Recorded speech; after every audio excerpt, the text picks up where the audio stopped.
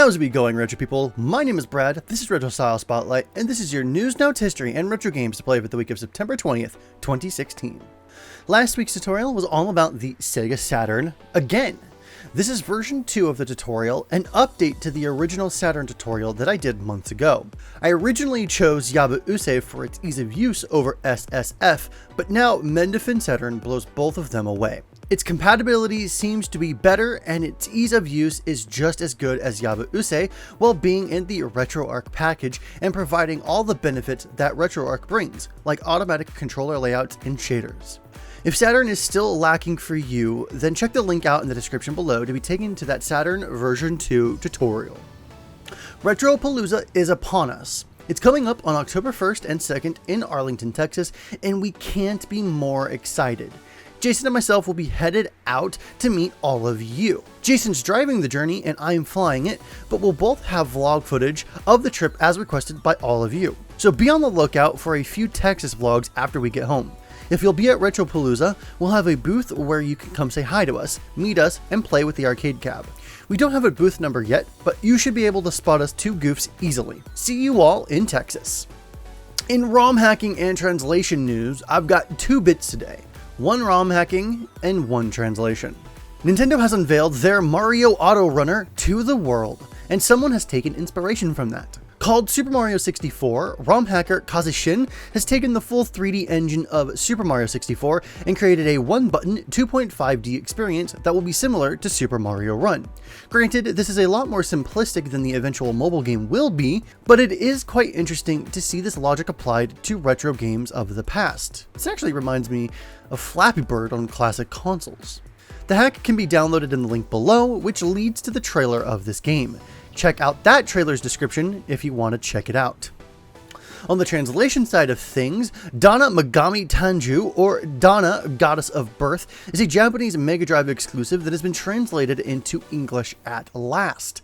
Potentially a cross between Rastan and Golden Axe, this game was released by a company oddly called Information Global Service. The game is actually more than playable without being translated, but the option screens and story segments are now fully translated, so you can enjoy this gem. Players take control of the heroine who fights the evil sorcerers that are raiding her village.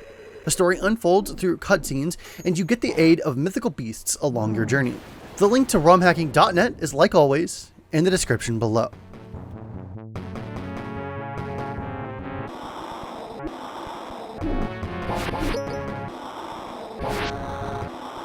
Warcraft 1, 2, 3, and World of Warcraft, right there, is gaming history.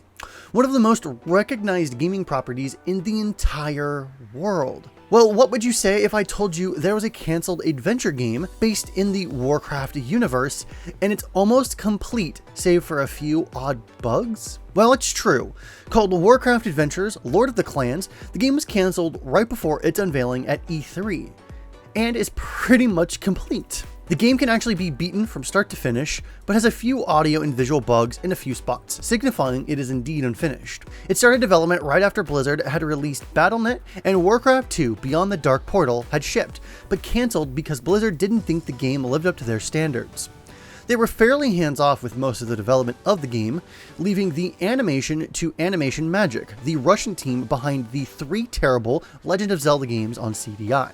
After some technical difficulties and restructuring, the game was delayed but eventually cancelled. It was recently leaked online in a mostly completed state, and it closely resembles LucasArts adventure games of the time. More potential reasons for why the game was cancelled could have also been the adventure game decline in the late 90s. LucasArts was also moving to a full 3D engine for Grim Fandango, and the game's producer, Bill Roper, felt that Warcraft Adventures lacked. Remember, this isn't a time when Blizzard was on top like they are now, with millions and millions of gamers loving Warcraft. They had to be shrewd. The game is available online out there, but unlike a ROM patch, I am a bit afraid to link this one in the description. I am unsure if we would get in trouble for posting leaked and unreleased game code that Blizzard still readily holds the IP for, so Google is your best friend in this situation. I think this game would have done okay during the crash, but I think Blizzard ended up making it the wisest of decisions and cancelling the game. However, it was quietly pushed into a dark corner where it was lost for almost 20 years, and part of me also thinks that that also was not worth it. This month in 1997, Fallout, a Post Nuclear Roleplaying Game, is released for PCs in North America. The game has a post-apocalyptic and retro-futuristic setting in the aftermath of a global nuclear war in an alternate history timeline mid-22nd century. Fallout is set in a timeline which deviated from our own between the end of World War II and the start of the Apollo missions, where technology, politics, and culture followed a different course. While technology advanced, cultural and societal progress stagnated, giving the general world appearance of 1950s Art Deco while having advanced technology. The protagonist of Fallout is an inhabitant of one of the long-term shelters known as vaults, who is tasked for finding the water chip to save other dwellers from a water shortage.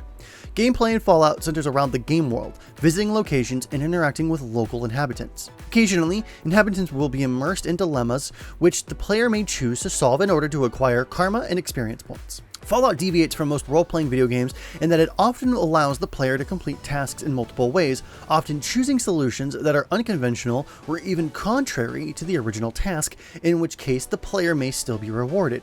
The player's actions may ultimately dictate the ending of the game or what future story or gameplay opportunities are available. Ultimately, players will encounter hostile opponents if such encounters are not avoided using stealth or diplomacy, in which case they and the player will engage in combat. Non-combat portions of the game are typically played in real time. Fallout is considered to be the spiritual successor to the 1988 role-playing video game Wasteland. It was initially intended to use the Steve Jackson Games system GURPS, but Interplay eventually used an internally developed system called Special. The game was critically acclaimed and inspired a number of sequels and spin-off games, known collectively as the Fallout series. So that was Retro Style Spotlight for the week of September 20th, 2016. All the relevant links to everything you heard in this edition of RSS will be in the description below. Remember, you can sign up for a Launchbox forum account to talk with us over there.